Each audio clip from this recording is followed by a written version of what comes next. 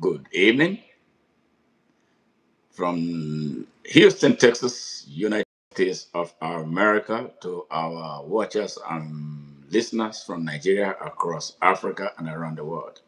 How are you all doing this evening? It is 5:42 p.m. Central Standard Time here in Houston, Texas, United States of America. Oh, 5:54 p.m. Yes, and this is Nigeria Now at ONN, our staff program. And sorry, we started late. We were supposed to kickstart at 10 o'clock in the morning, Central Standard Time here. But, things happened and I had that needed my attention. So, my sincere and deep apologies for that. Today, we're going to be considering the reason why Nigeria.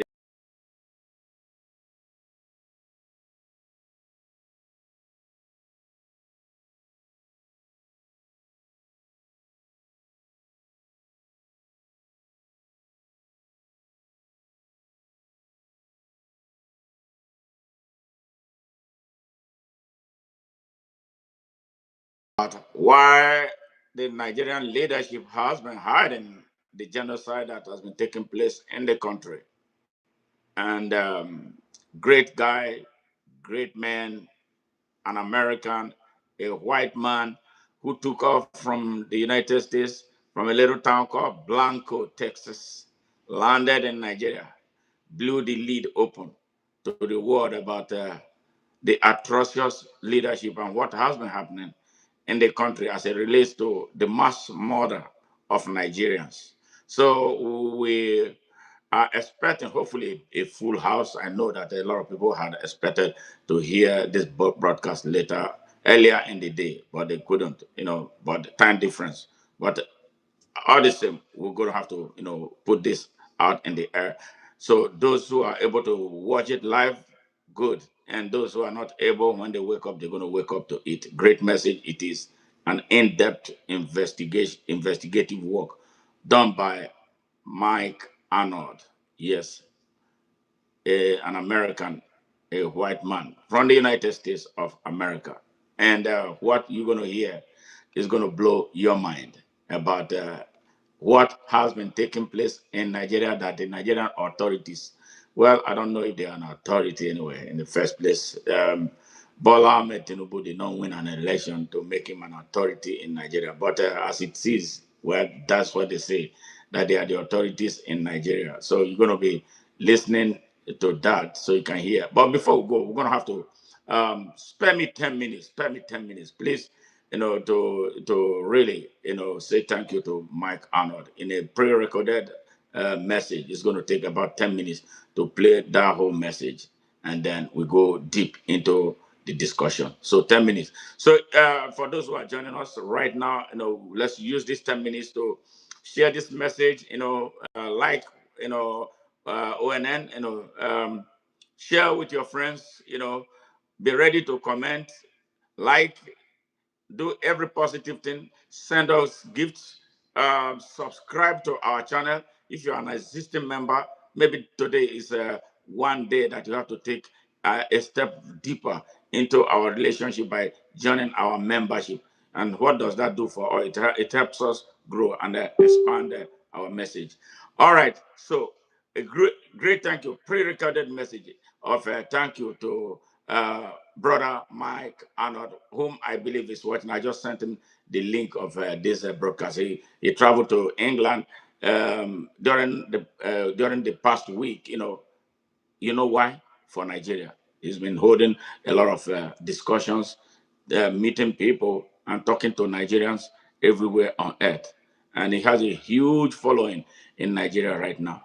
Maybe, somebody who is beginning, he has exposed me to a new demographic of Nigerians that I never thought existed before, because I've been dealing with some kind of Nigerians who seem not to understand what is taking place to their happening to their country.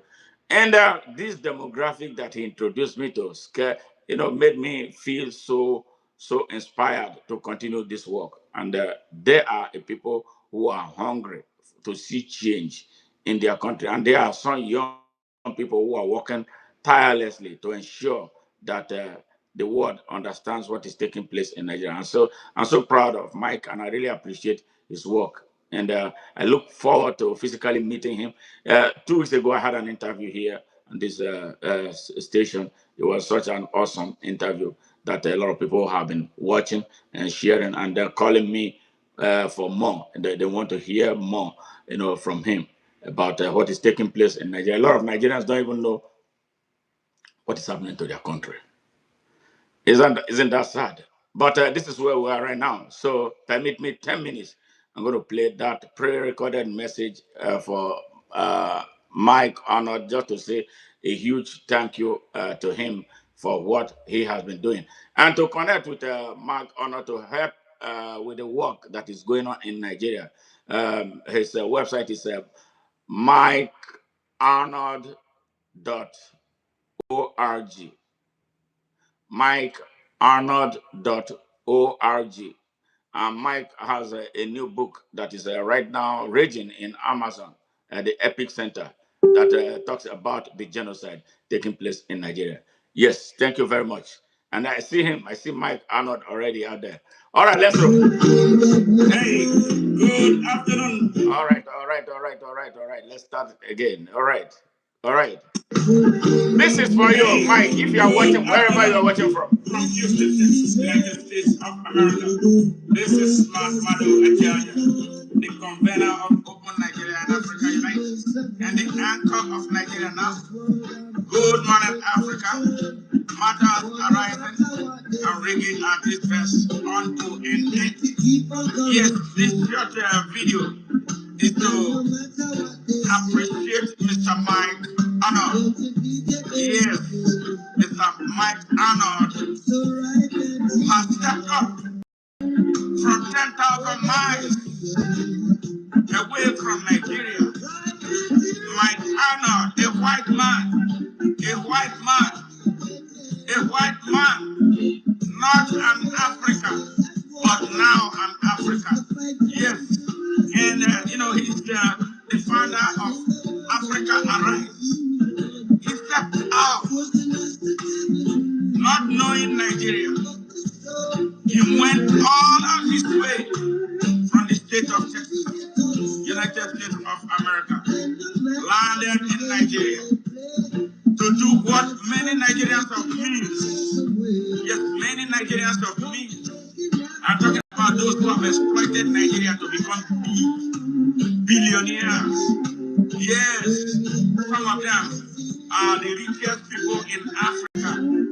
They refuse to do what they ought to have done to save their country because of their narrow interest. Yes, because if they did the right thing, their businesses would be imperiled. While the people suffer, they don't care about you, they don't care about me, they don't care about all of us. Yes, Mike Arnold, he doesn't have money. He's not a rich man that has stolen from anybody. But he stepped out the field to say what is happening in that part of the world is bad. And action has to be taken. He didn't come on behalf of the United States government.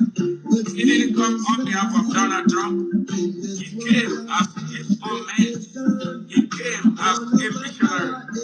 Not the type of missionaries that they came to survey our land. Yeah, before they colonized the place. No, not that time.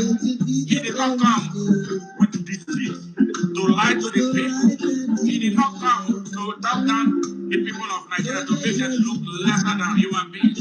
He came as a brother. He came as a father of the fatherless. He came stretching out his hands of fellowship, the way true Christians ought to do.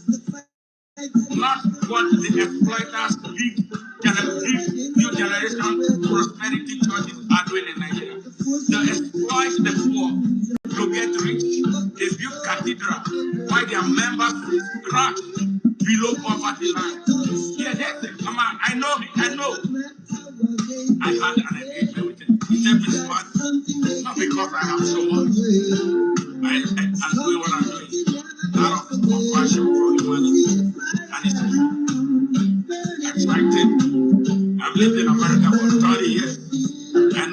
famous when they come for economics.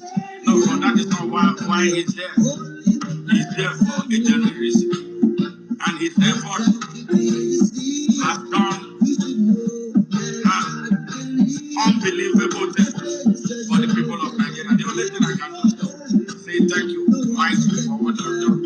And of course, now you have partners, you have fierce soldiers, real soldiers, mental soldiers, intellectual soldiers, spiritual soldiers.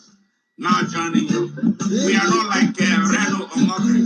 You know, my interview with you yesterday confirmed certain things that I have been thinking about my country. And then opened new things that I never knew before. Man, God truly lives. Really, God truly lives. I don't sleep in the churches. I don't go to the mosque. But I believe powerfully in the power of the Almighty. Yeah, when He sees your heart and what you do, and He takes you to some very difficult places that you never bargained for His work. And that was exactly what Mike did the very first day. Started out, yes, out of his 18 times visiting Africa. He was 15 times in Nigeria. There is something about that. And he met some of the people creating the trouble in Nigeria. He sat with them. They didn't know his vision. They thought he was for them. They prepared him to lie on behalf of Nigeria. The government of Nigeria was involved. APC was involved. They put him in a hotel, bought him food, thinking that he was another stupid American who came and could be bribed. They promised him everything. But they told him, you will never lack anymore. And then the moment came. Reno Omokri, our own. Reno Omokri from my home state of Delta sat close to him. He had to fight to sit close to him, to try to teleguide him and tell him what to say. He didn't know that this man was an American. Yes, a true American. You don't tell him what to say. Because the fundamentals of basic human rights, yes, is what they live through. You can't tell, I can't, you can't. So when the moment came, he took the microphone from them and did the direct opposite of what they wanted to do. And that triggered an emergency Senate deliberation. And then the chains of events that led up to the United States. Yes, declaring Nigeria a country of particular interest. And the many more things that accumulated in the bombing of terrorist stronghold in Sokoto, Nigeria, the headquarters of terrorism, where the Satan of Sokoto lives. His ass will be kicked. Yes. So, evil cannot stay permanently in any place. Those people have been repressed for all their lives. Now, what we are calling for is Nigerians, stop being afraid. Stand up for your country. Stand up for your life. Stand up for your children. Look at them in their faces. Now they will be asking you what kind of country you want to leave behind us. Yes. So the battle has started and we must fight it to the end. So my dear brothers and sisters of the Hausa race, you are a huge target of this liberation effort. What had held you down for 222 years is about to die finally. But I warn you, Hausa people, you must separate religions. This is not about Islam. This is not about anything. They use Islam to hold you down. They lied to you that poverty was okayed by Allah. And you believe. They reduce you to tea makers. They reduce you to water fetchers. They reduce you to shoemakers. Why their children are engineers, doctors in Saudi Arabia and everywhere. They ruled your ancestors. They cannot rule you again. And that is why you must stand up. Thank you all the freedom fighters in Nigeria. Those who are standing up. Yes, We want to come together. Want all of us come together to get this job done. From the east, west, north, and south. A small group of people cannot hold 250 million Nigerians in captivity. Any further than now. Thank you, Mike. And no matter what they say, let me get up every day. Fight like the right. Go there, ready, go there. All right, like the right. Go there, ready, go there. Sissy, I got is to fight against the right man. So they build their word in great confusion. All right. Welcome back. That was a great thanks, to our friend, our brother, and our compatriot, Mike Arnold. To reach Mike Arnold and support his work in Nigeria, log on to mikearnold.org. Again, mikearnold.org. Let me spell it: mikearnold.org. That is his website. He needs a lot of help, and all of us must chip in, especially Nigerians. We have been beaten down. We have been beaten down. A lot of us cannot open our mouths to say anything. The least we can do is to just chip in whatever we can to support. Mike has built a lot of schools for displaced Nigerians born in IDP camps scattered around the country. So we have to support him. He needs help with paying teachers, hiring more qualified teachers to take care of that new demographic that is emerging. Hopefully, before as we work towards sending them back to their various homes, because we are not going to yield any inch of our land to Arab invaders, yes, that are troubling Nigeria. So we're going to go into the matter of the moment now, and that was the report from his investigative work. After reading it, I cried all night. The very first time I read it, and since then I've been reading it and been reading it. And something said, you know what, you need to put this in a voice format so that it can continue to resonate with people now and children in the future of Nigeria. If Nigeria ever stays one, looking at the way the country is being bombarded from everywhere. All right, so we're going to start right now. So if you are joining us for the very first time, please subscribe to our channel. And if you love what we have done so far, give us a like.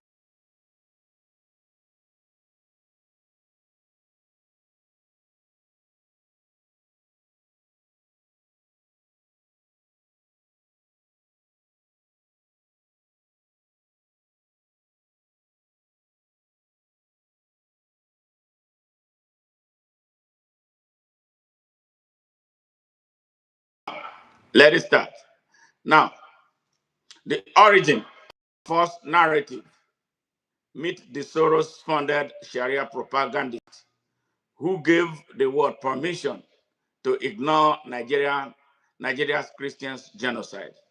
All right, a lot of Nigerians have been murdered across religion, across culture, but emphasis on Christians because of the methodology adopted by the murderers, mass murderers, who are Fulanis by origin.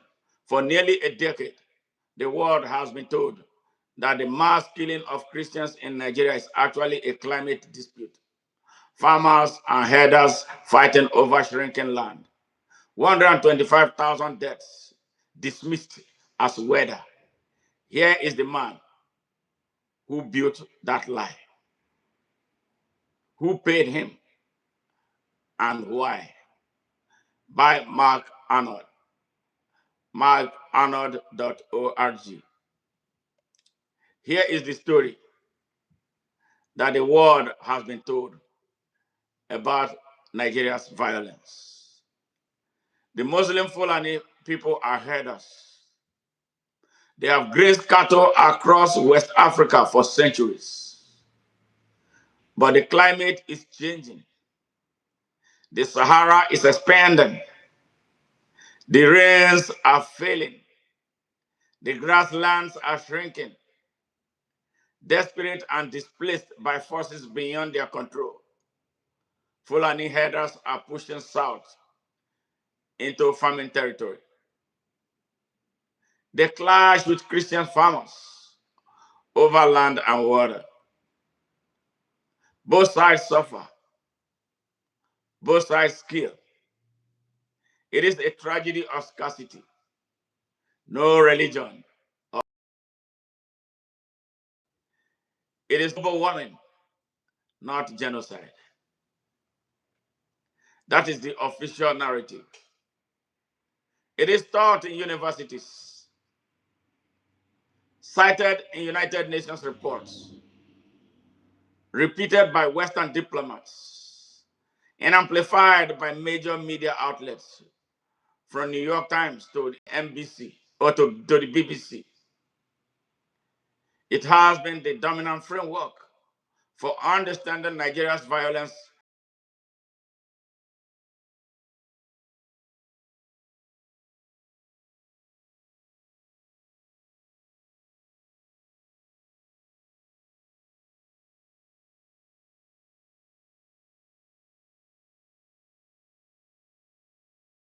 Dominant framework for understanding Nigeria's violence since 2017. Every time a journalist, a congressman, or a human rights organization raises the word genocide, this narrative is the response. Both sides, climate, resources, complexity. It is a lie, and it was built deliberately by a specific institution, funded by specific money, authored by a specific man at a specific moment in time for a specific political purpose. The lie has allowed 125,000 Nigerian Christians to die without the world calling it what it is. Drought does not burn churches. Desertification does not massacre families at 2 a.m. Climate change does not produce a kill ratio of 3 Christians for every Muslim in the affected region. What is actually happening in Nigeria, Nigeria's Middle Belt, the geographic boundary where the predominantly Muslim North meets the predominantly Christian South. It is coordinated, armed, nighttime raids on Christian farming villages. Men, women, children killed, crops burned, churches, schools, and homes destroyed, land seized and occupied, survivors driven into displacement camps where they live in conditions Amnesty International has called humanitarian disaster. This has been documented by Nigerian Christian researchers, US congressional delegations, Open Doors, Genocide Watch.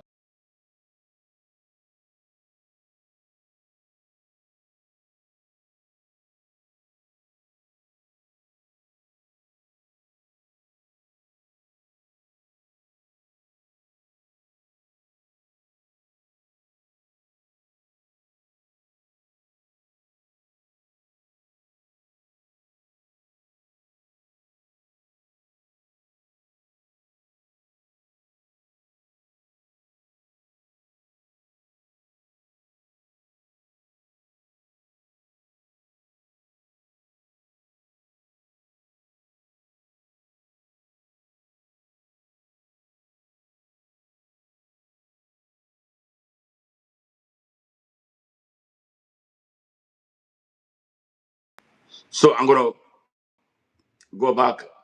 What is actually happening in Nigeria's middle belt? The geographic boundary where the predominantly Muslim north meets the predominantly Christian south is coordinated, and nighttime raids on Christian farming villages. Men, women, and children killed, crops burned, churches, schools, and homes destroyed, land seized and occupied, survivors driven into displacement camps where they live in conditions Amnesty International had called a humanitarian disaster. This has been documented by Nigerian Christian researchers, U.S. congressional delegations, Open Doors, Genocide Watch, and a dozen other organizations. It fits the legal definition of genocide under the 1948 UN Convention, acts committed with intent to destroy a religious group as such. The climate narrative exists to prevent that conclusion from being reached. And the story of how it was built is the story this article tells. Nigeria, what you need to know. Nigeria is Africa's most populous nation, over 230 million people. It hosts some of the world's largest oil reserves and an estimated 700 billion in untapped minerals. It is home to both the world's sixth largest Muslim population and one of its largest Christian populations, divided roughly north and south along geographic and political fault line that has defined the country since independence. For most of Nigeria's post-independence history, political and military power has been concentrated in the Muslim north, an establishment rooted in the Sokoto Caliphate, the Islamic Empire established by a jihadist named Osman Danfodio in 1804. The Christian South generates the wealth. The North has controlled how it is distributed.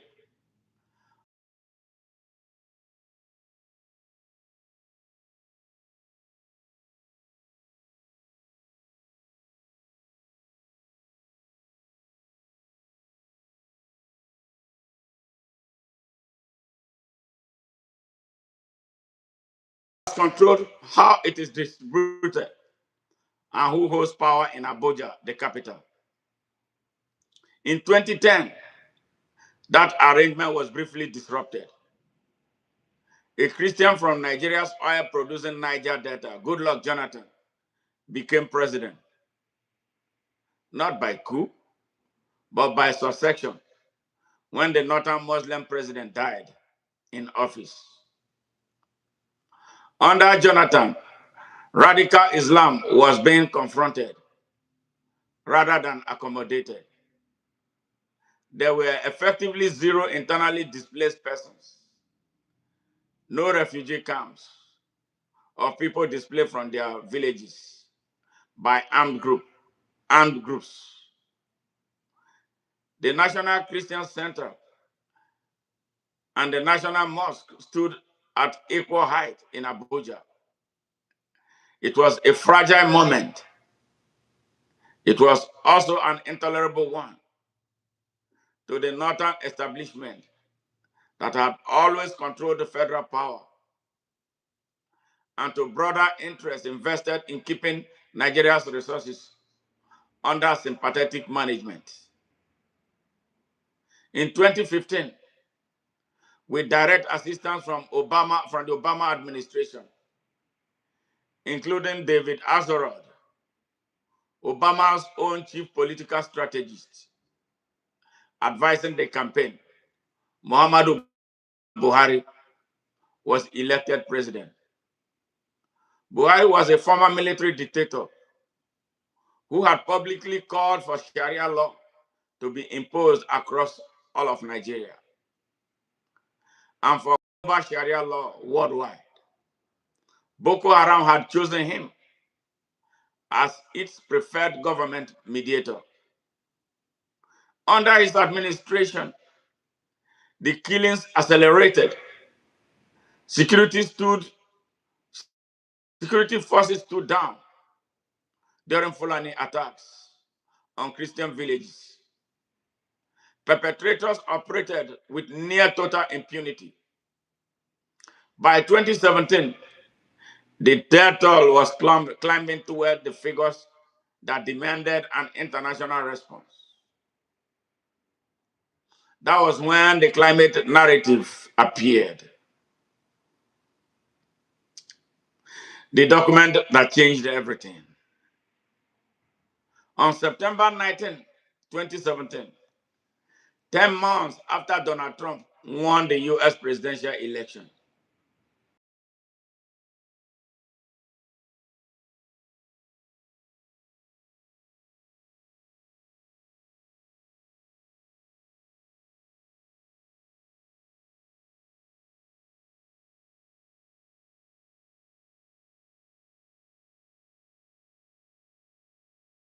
on September 19, 2017, 10 months after Donald Trump won the US presidential election, the International Crisis Group published Africa Report number 252, Herders Against Farmers, Nigeria's Expanding Deadly Conflict.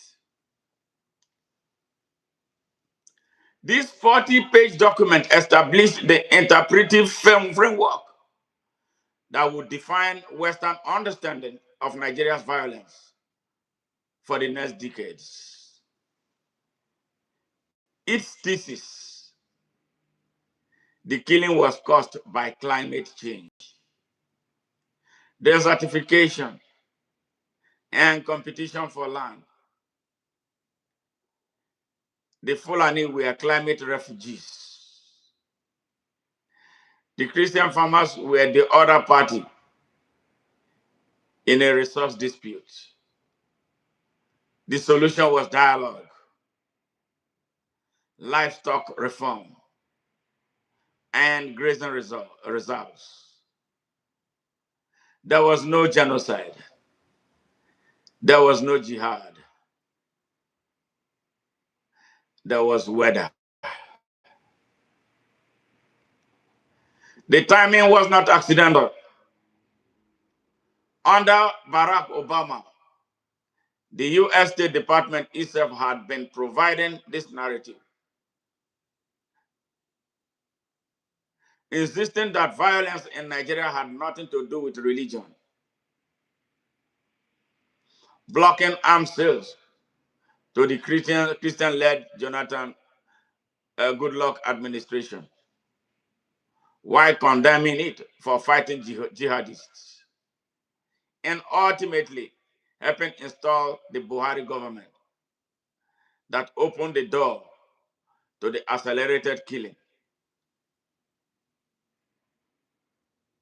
The cover was free under Obama. It required no institutional infrastructure.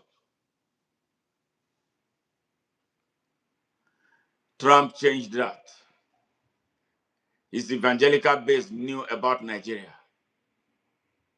Christian persecution was on his agenda. Congressional attention was building.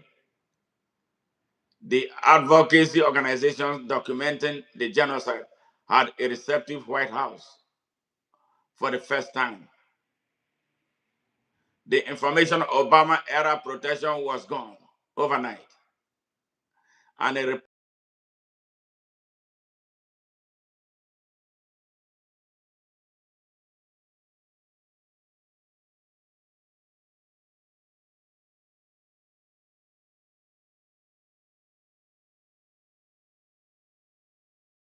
replacement had to be built.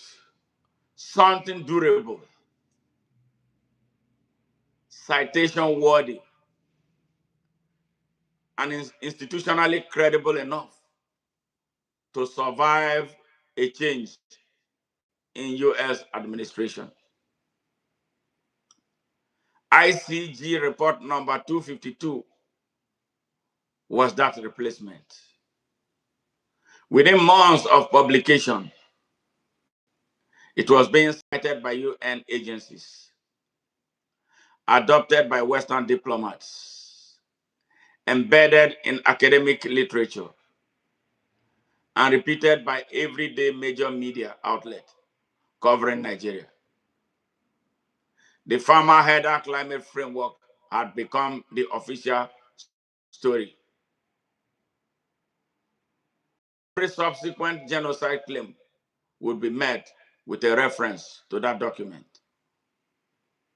It was the most consequential piece of narrative infrastructure built around Nigeria's violence. And it was built by one man. The UN adopted it. Academics cited it. Journalists repeated it. 125,000 deaths were reclassified as a weather problem.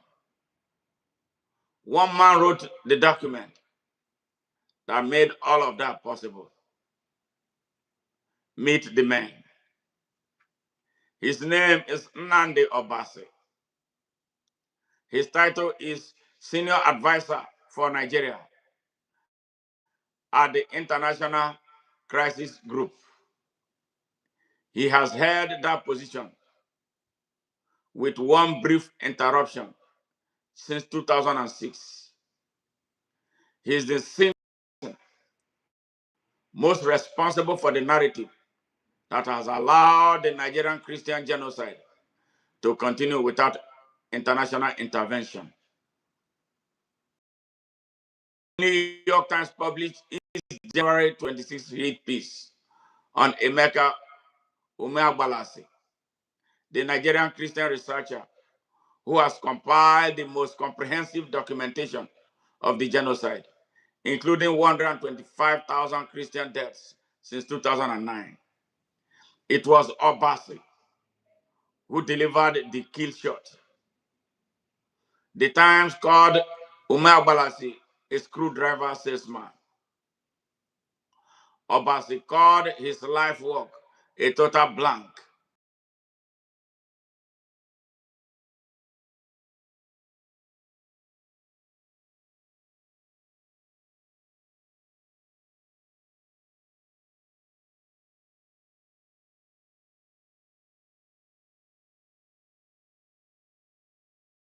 When the New York Times published its January 2026 hit piece on Emeka Ubalasi, the Nigerian Christian researcher who has compiled the most comprehensive documentation of the genocide, including 125,000 Christian deaths since 2009, it was Obasi who delivered the key shot.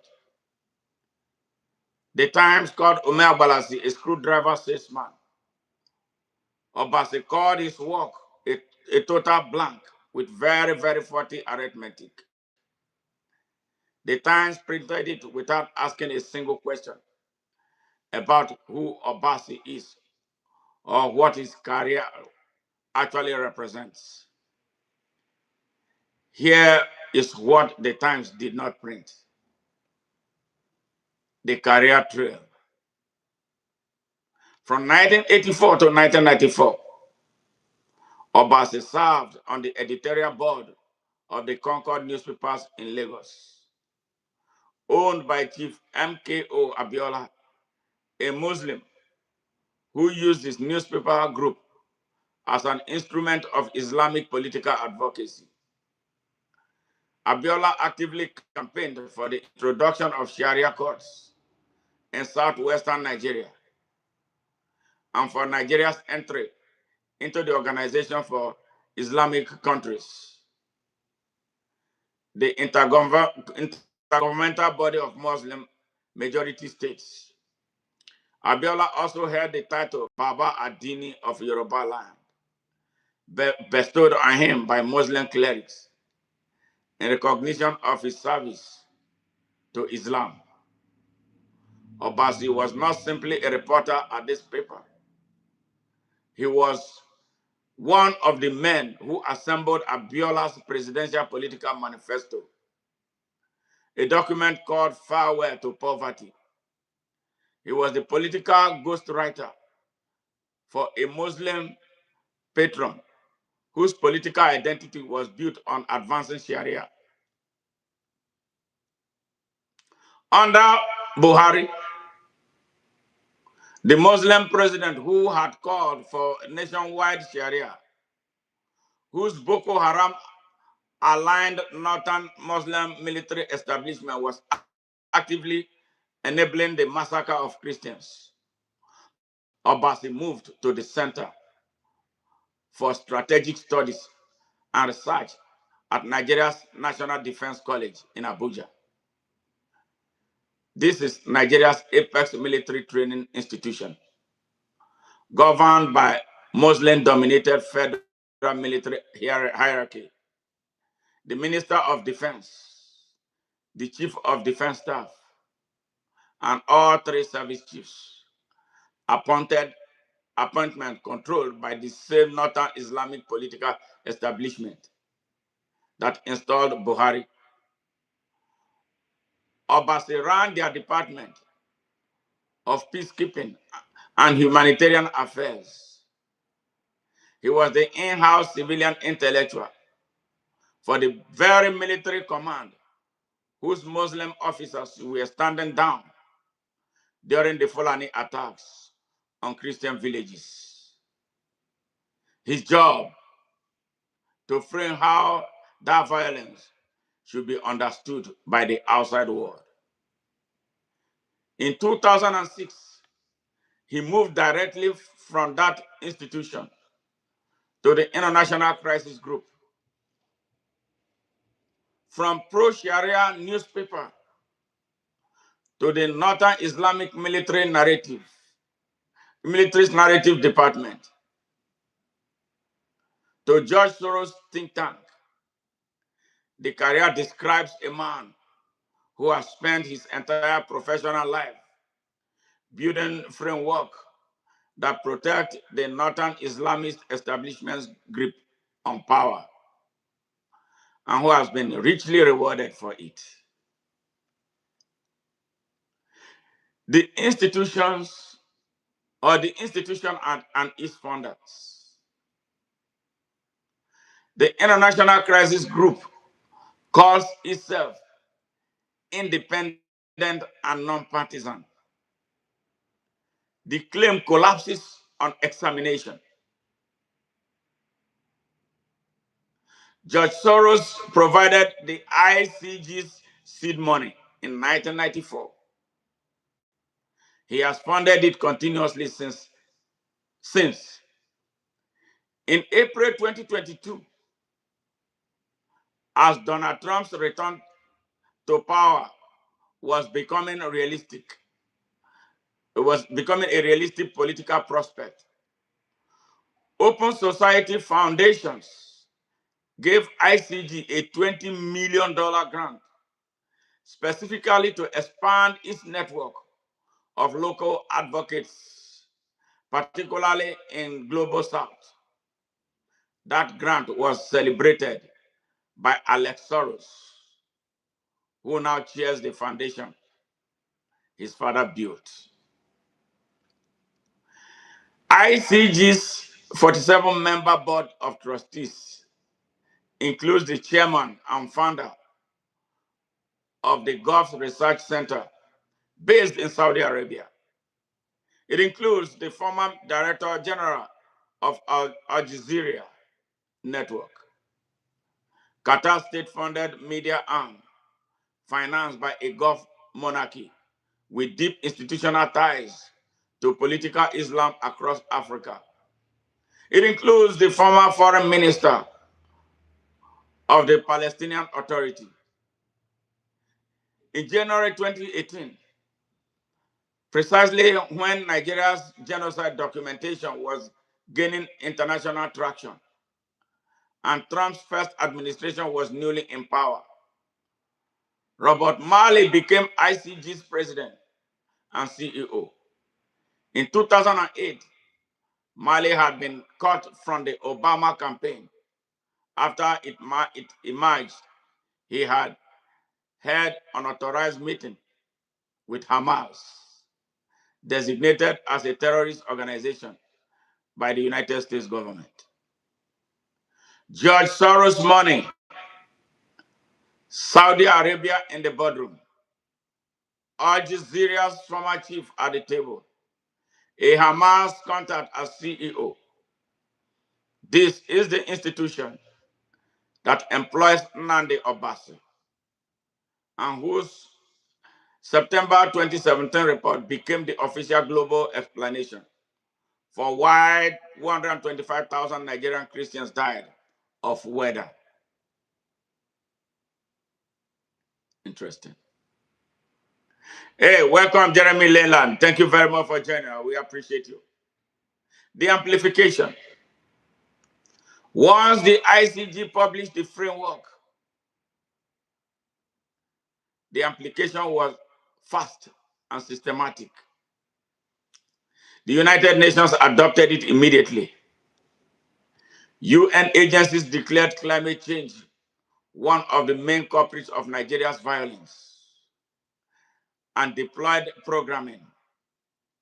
UNDP, FAO, UN Women, the Office of High Commissioner for Human Rights, all built around the farmer header framework. The UN was now funding dialogue programs premised on the assumption that the mass killing of Christians was a land use problem.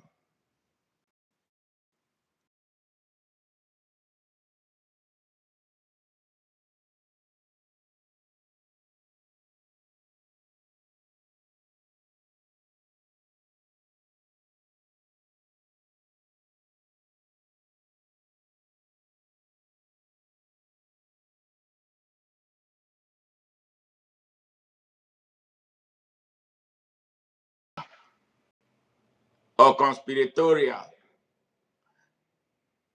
That word in a published academic paper, while presenting climate causation as settled fact. One study found something even more revealing when Nigerian residents were told climate change was the primary driver of the violence. They became more supportive of accommodating the Fulani attackers. The narrative was not just covering up the genocide, it was being used as a psychological weapon to generate sympathy for the perpetrators. Western media completed the circuit. Every time Trump or a US congressman raised the Nigeria's Christian genocide in 2025 and 2026, every major Western outlet, CNN, the Financial Times, Bloomberg, Reuters, The Guardian, called Nnamdi Obasi. Every story ran essentially the same response. The genocide claims seriously misread the situation. The violence is about resource and governance. Both Christians and Muslims are suffering. One fact cut through all of it and was consistently buried. In the region where Fulani attacks are concentrated, 3 Christians die for every Muslim killed. In the specific states where the attacks occur, Christians are killed at a rate of 5.2 times higher than Muslims relative share of the population. No climate model produces a 5.2 to 1 Christian kill ratio. That number is not weather, it is targeting. the Igbo man who buried his own people. There is one final element of this story that needs to be told. Nnamdi Obasi is Igbo. His name Obasi means God who resides in the heavens in his ancestral language. Nnamdi is the name of Nnamdi Azikiwe, the father of Igbo nationalism and Nigeria's first president. He is by name and ancestry a son of Biafra, the short-lived Igbo republic that tried to break free from the northern-dominated Nigeria in 1967 and was crushed by a federal blockade that starved between 1 and 3 million people to death. After the war that I call genocide, the survivors' bank accounts were seized. Each was given 20 pounds to start over. The Igbo rebuilt themselves through sheer productive will. They became Nigeria's entrepreneurs, professionals, and traders. They are overwhelmingly Christian,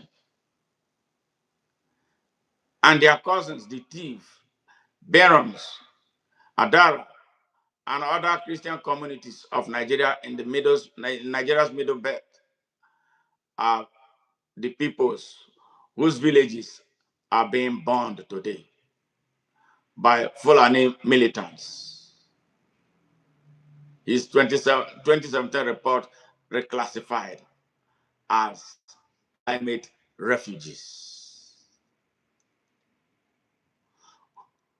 Over 500,000 people are registered in displacement camps in Benue State alone, whose communities of Christian farmers who cannot return to their ancestral land because it has been seized and occupied.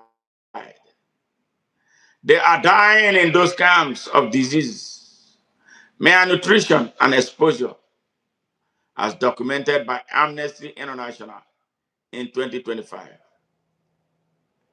They are the fruit of a genocide that Nnamdi Obasi has spent nearly 2 decades helping the world to ignore.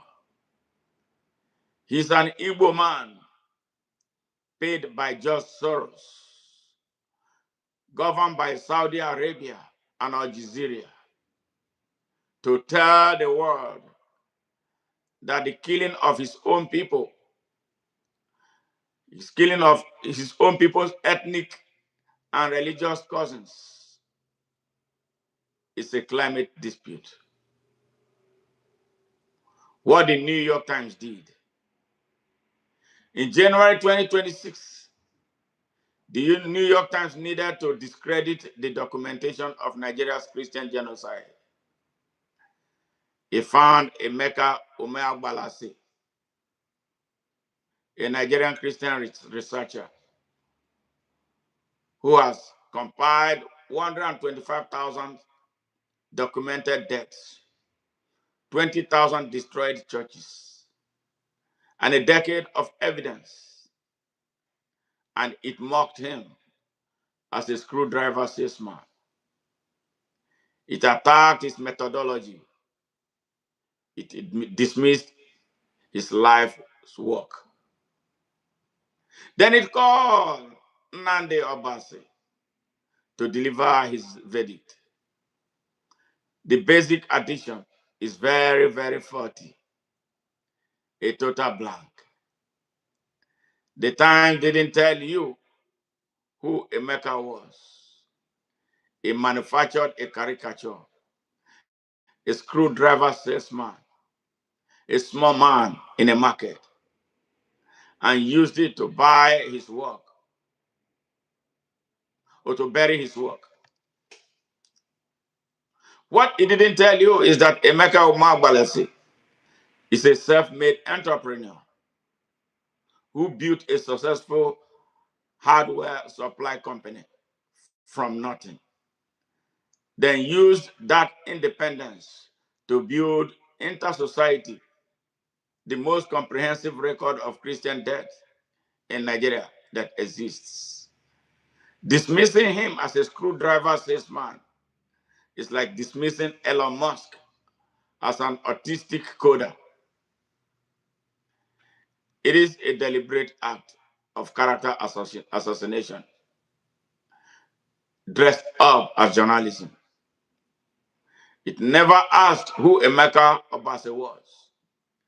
It never discovered that he came from a Sharia advocacy newspaper, ran narrative for the Northern Islamist military establishment,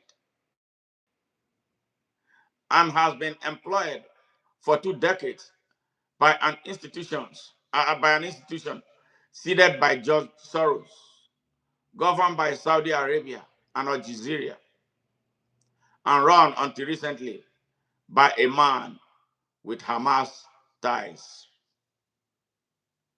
That is not journalism. That is the narrative machine protecting itself. Emeka Omar Balasi counted the dead when no one else would. He built inter-society from nothing into the most comprehensive record of Christian death in Nigeria that exists. 125,000 killed, 20,000 churches destroyed, more than a million driven from their land. U.S. senators cite his work. Congressional delegation fly to Nigeria on the strength of it. He did it without a Soros grant or a Saudi boardroom or a UN credential. He did it because someone had to. The massacre continues. The rape continues. The enslavement continues. The systematic destruction and displacement of Christian communities continues. 10 to 12 million people driven from their ancestral lands, shielded by a complicit government and fueled by massive rivers of blood. Blood mineral money flowing from China to the jihadists, generals, and the political overlords who profit from territory seized in the killing. And thanks to Soros and Obasi, the world calls it bad weather. Mike Arnold is the best-selling author of Epic Center, Nigeria Radical Islam, and the War for Global Order, founder of Africa Arise International, and former mayor of Blanco, Texas.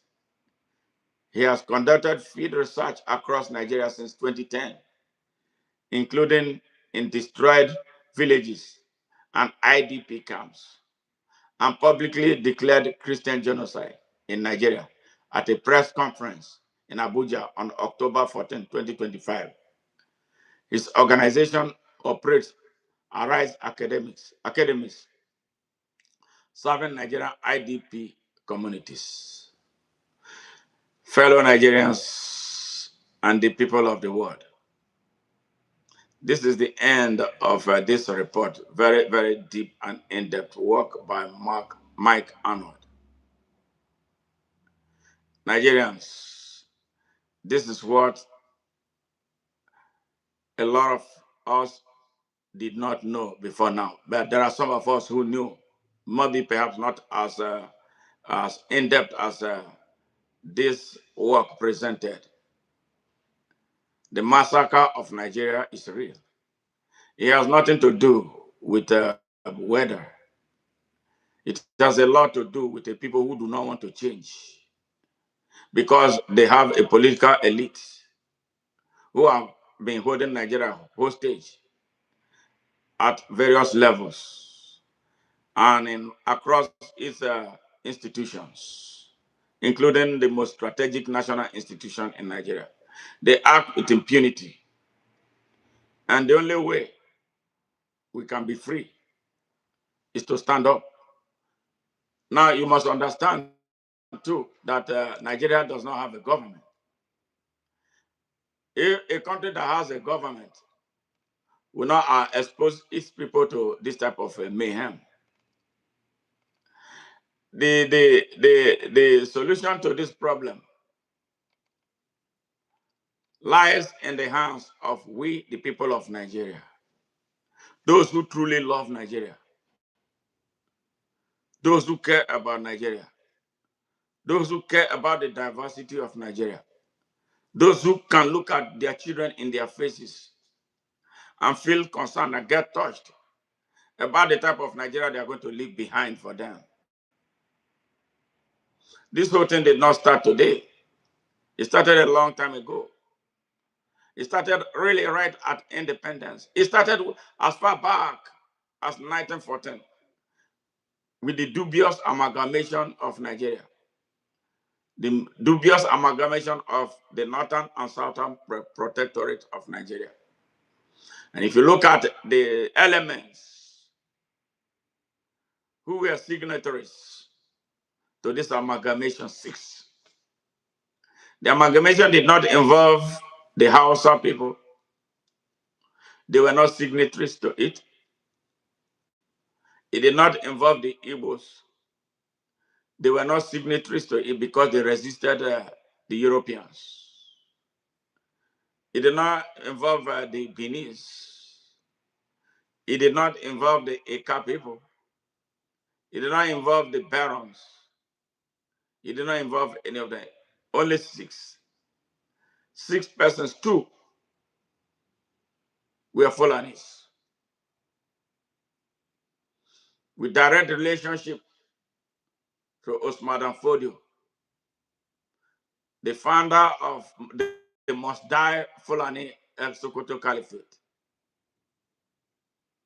One became the Sultan in Sokoto, and the other one became the Emir of Kano after they murdered the original Sultan, the King of Kano. That's how the Kano Emirate came about. The occupiers since then they are not the Hausa people. And this is the reason why the Hausa people must not allow themselves to be quelled, especially now that they are raising their fingers. You have the population, you got to take a go at it. And if you are serious about what you are doing, with the backing of all of us from other parts of Nigeria, you have no reason to not reclaim the entire Hausa land that was stolen from your ancestors, using Islam as a vehicle. Now you have found out how they lie with Islam, how they made you illiterate, how they made you imbeciles who cannot ask questions, how they reduce you to tea makers, water fetchers, and shoe repairers, while they were sending their children to schools in America, in Britain, in Saudi Arabia, and every other places, to prepare them for the type of repression that you have been taken through for 222 years, 11 going to 12 generations of Hausa people. So it's only a little that anybody will tell you to rise up and take what belongs to you and come into the mainstream of Nigeria as authentic Africans that you are, after years of making you Arabs that you are not. This is my message to you, the people of the Hausa people. Yes.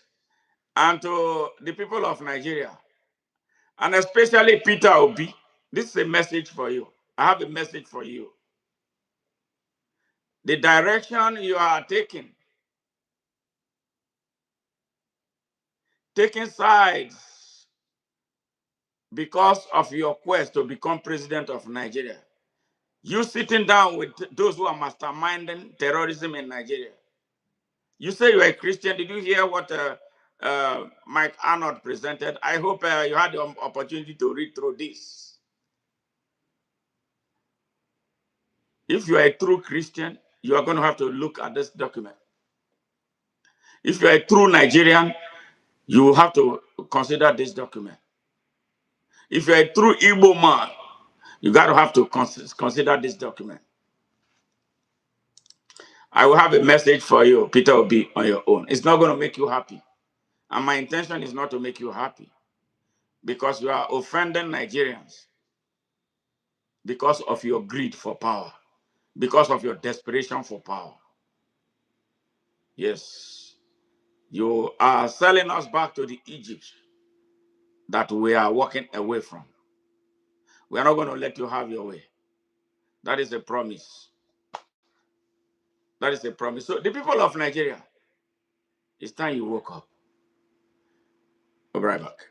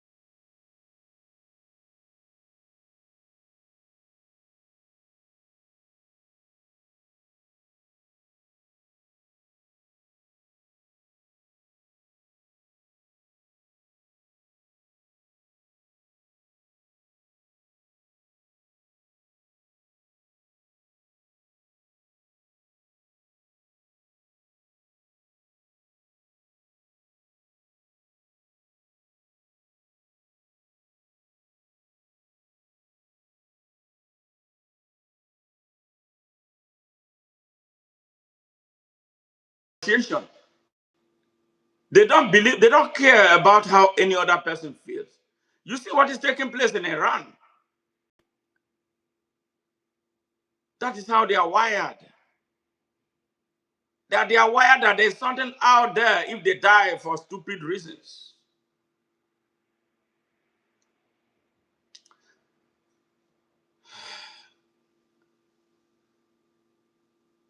And they know the weakness of some of us. Money, corruption. Nnamdi Obasa, they picked him, an Igbo man, the man who has written this very terrible blueprint for them.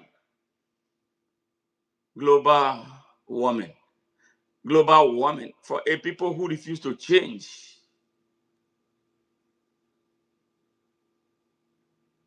If you did elementary sociology, you will understand the dynamicity of culture.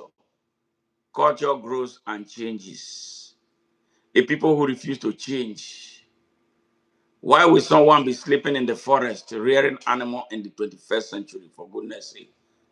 21st century. Global warming in Ghana, global warming in Burkina Faso, global warming in Mali, global warming in Chad, global warming in Central African Republic from where they were driven. How come it is only the Fulanis that this global warming affects? They need to settle down. Yes. And they do all this, how to get into a system, populate themselves and seize it. That was what they did in Central African Republic until the owners of the land woke up, rose in consciousness, and decided that we own this land. We are not going to allow this. Yes. They know what they are doing.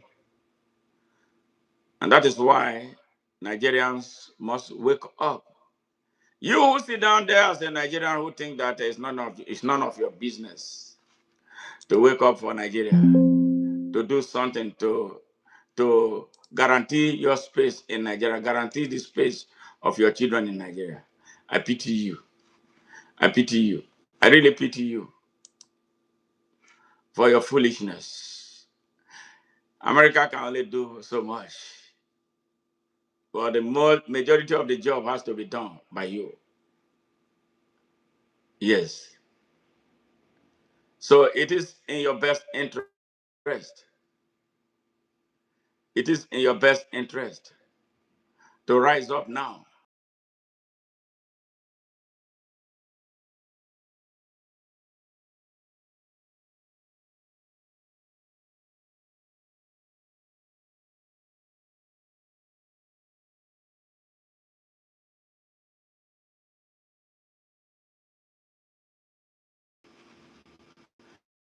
In our very best interest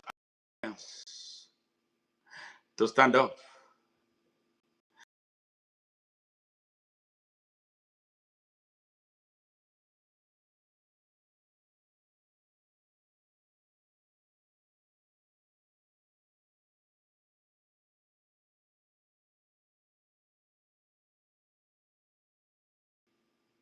It is a shared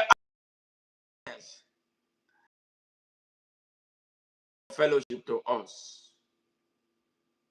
So we must not let ourselves down. We must not let them down. And we must not let our country down. We must do something now and not tomorrow. We must do something for our children, for the sake of our children and their future in this country.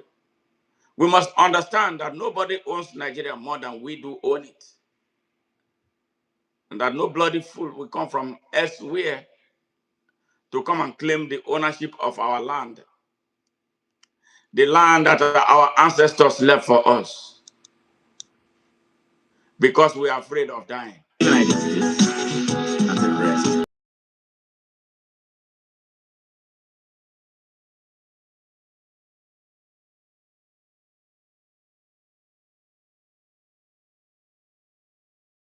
Nigeria now, global matters are rising.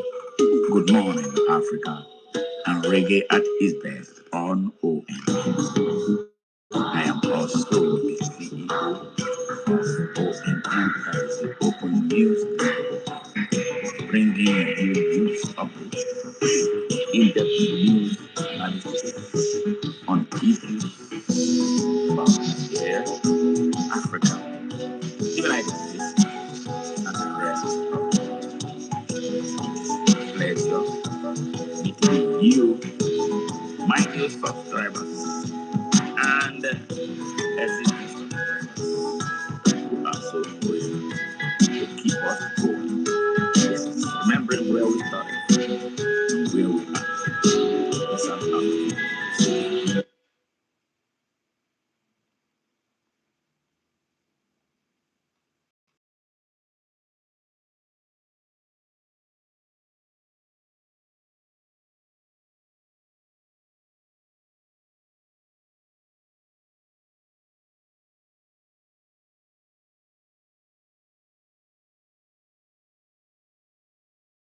And this is the result of our silence, our criminal conspiracy of silence.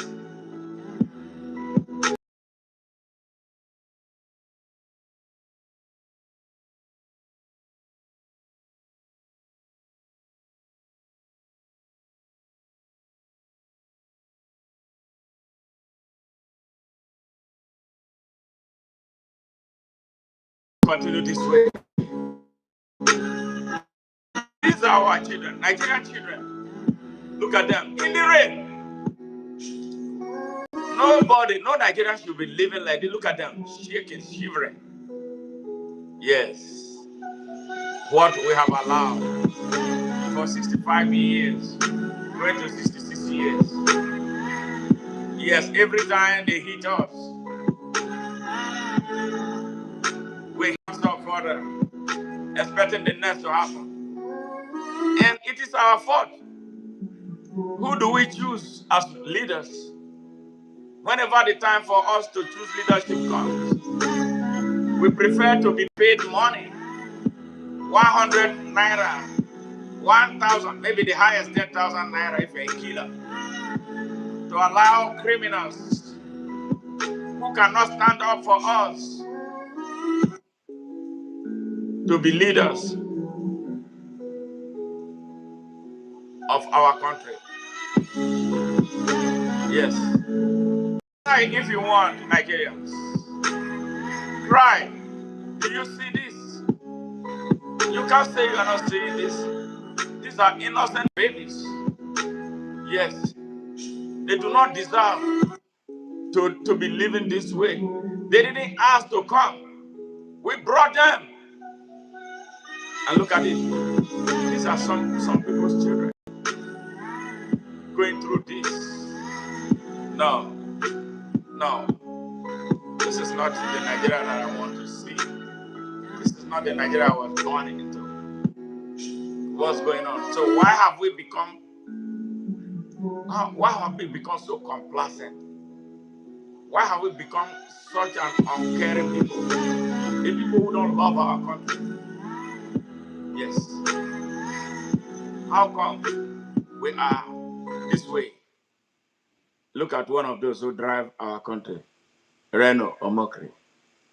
Yeah. This is one a lot of Nigerians listen to. Yeah, this was the one that acted as a spearhead that brought the earth shaker, Mike Arnold, to Nigeria, thinking that he was going to lie for them. But he went there and did an unbelievable thing. Here he comes. The country led by criminals. Everything about Nigeria's leadership for a very long time has revolved around criminals. And it got to a very dangerous.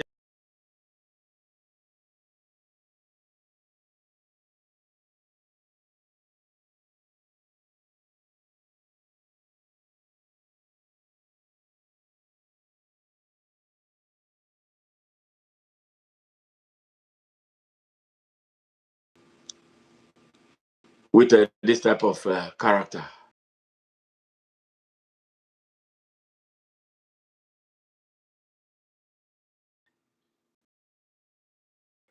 A criminal,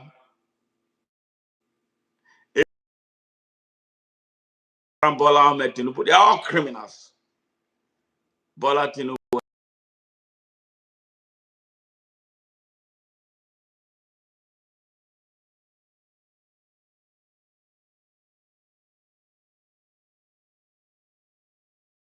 found guilty, but he settled and left the United States.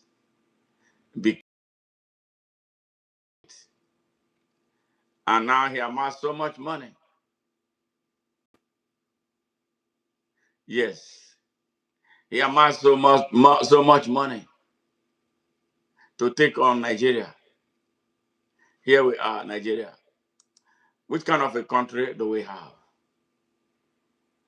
America did not become great because of the foolishness of its citizens. America became great because its citizens worked hard towards greatness. Yes, this is how sad the situation is. We can't thank Mike Arnold enough for his expose on Nigeria. And we can only hope that the Nigerian people will put this message in their heads, process it enough, get conscious, and draw a line between them and the darkness they confront every day. With this, we come to a close of this program tonight.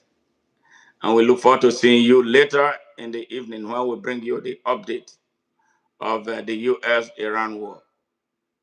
Thank you very much, Mike Arnold, for your great work. We can't thank you enough. And I look forward to seeing you in person, hopefully very soon. Maybe I'll have to, drive to Blanco. I also can do a historic interview there.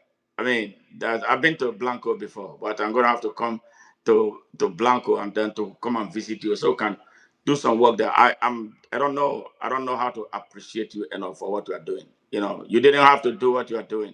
There are a lot of Nigerians of means who want to name them Dangote. He doesn't give a damn about Nigeria.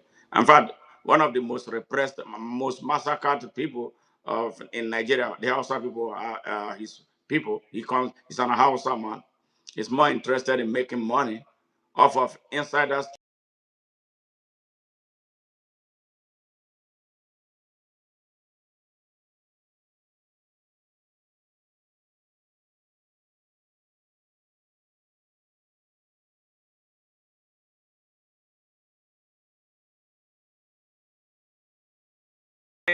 came from ripping Nigeria off. So that is why he cannot open his mouth. Femi Otedola, Tony Elumelu, and all of that, they are all rogues who stole money. Remember, after the election was handed over to a man who did not win the election, this criminal Bola Tinubu, the first man he visited was Tony Elumelu. When there was a cash crunch, where there was scarcity of money because of the monetary policy that Buhari put in place shortly before he left. It was Tony Elumelu who allegedly funded him, gave him money. He called him the last man standing. So that underscores. You see, terrorism varied. It's in different grade. And, they are all terrorists. All of them. All of them. The owners of the banks in Nigeria, they are all terrorists. They exploit the people of Nigeria with every transaction that they make. But the people of Nigeria have been sleeping. I hope they can wake up. So if you listen to this message when you wake up, I know this message came at a time most Nigerians are already gone to bed. So I'm hoping that we'll do a work to market this message, to ensure that it gets to every Nigerian who deserves to hear it and then process it and then do what they need to do. If they like, let them continue. Because, again, we have been seeing people who are standing on the rogue mandate of a criminal that has removed the national anthem and that they sing his own personal anthem as their anthem. All right, with this, we come to a close of this. We love you guys and look forward to seeing you. Bye bye for now. And thanks, Mike Arnold. Visit Mike Arnold at mikearnold.org to support his work on Nigeria. Bye now.